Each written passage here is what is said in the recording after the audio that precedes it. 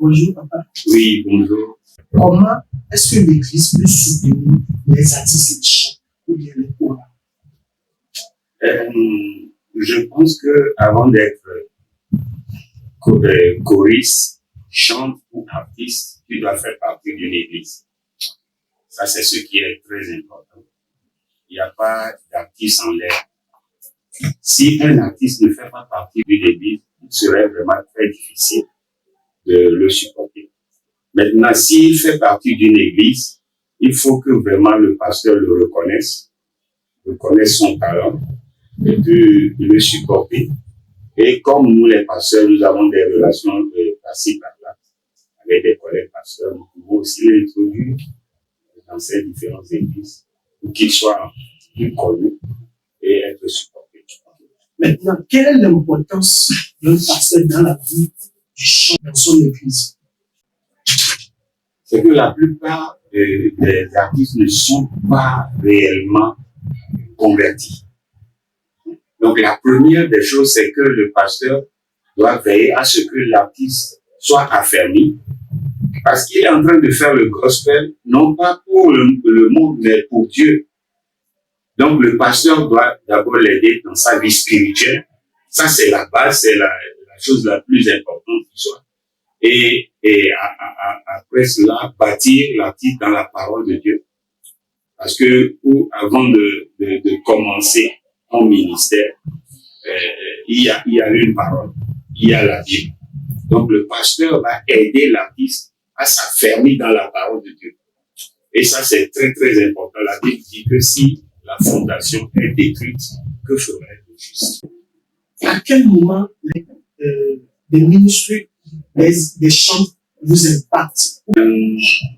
Il faut aussi dire qu'il y a beaucoup d'artistes qui font leur ministère avec leur émotion. Il y a beaucoup d'émotions sur le terrain. Quand tu vois certaines personnes, tu sais en même temps que la personne est en train de faire ça pour que les gens puissent l'apprécier. Tu vois.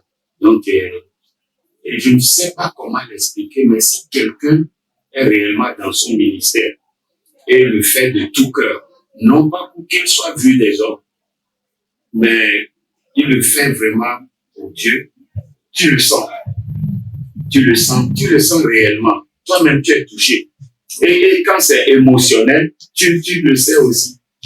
Oui. Dernière question. Quel conseil vous pouvez donner aux chants et à notre jeune génération qui veut vraiment être chant ou bien artiste gospel pour impacter le monde? D'accord. Mais le premier conseil, c'est que le chant là doit être réellement né de nouveau. Sachant premièrement qu'il est en train de faire ça pour Dieu, et non pas pour les hommes. Il est en train de conduire les gens devant le trône de la grâce. Donc, il doit être converti. Sans cela, tout ce qu'il fait est émotionnel. Donc, après la conversion, la personne doit être faite disciple. La personne doit être disciple, c'est-à-dire être affermie dans la parole de Dieu. Et être vraiment soumise à une autorité. Ça, c'est très, très important.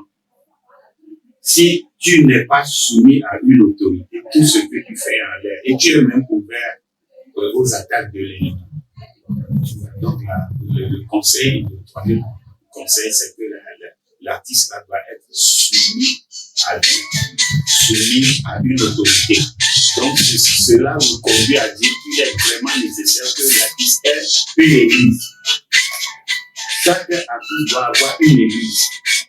Parce que si tu es sur le podium en train de faire ta prestation, la première pensée qui nous vient, c'est que l'artiste là, il est de quelle église? Qui est son pasteur? C'est là où nous sommes de valoriser.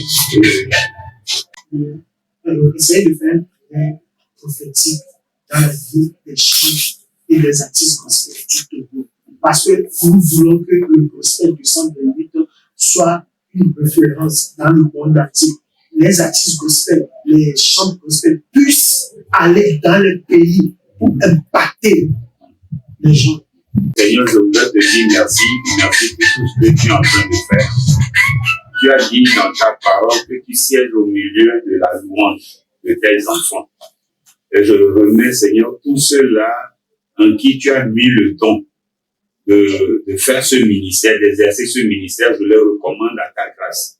Père, donne-leur la lumière, afin qu'ils sachent, Seigneur, ce qui constitue le fondement, la fondation de tout ministère. Et que, Seigneur, mon Dieu, quand ils vont commencer par exercer ce ministère, que toutes les limites dans lesquelles ils se trouvent soient brisées et qu'ils se retrouvent, Seigneur, de par le monde, partout dans le monde, et que les gens soient bénis par leur ministère. Père, je demande à ce que, Seigneur, tu leur donnes la grâce d'être supportés partout où ils vont se trouver. Que cette grâce-là abonde, afin que, Seigneur, ils ne travaillent pas à partir de leur pauvreté, mais qu'ils soient dans l'abondance et qu'ils fassent le travail, Seigneur, dans la joie, qu'ils fassent le travail en toute quiétude et que ton nom soit glorifié au Togo, ton nom soit glorifié en Asie, ton nom soit glorifié en Europe, en Afrique, ton nom soit glorifié en Amérique, ton nom soit glorifié en Chine, partout dans le monde, Seigneur, afin que, Seigneur, mon Dieu, la place du diable soit ôtée du milieu de nous, au nom de Jésus. Amen. Merci beaucoup.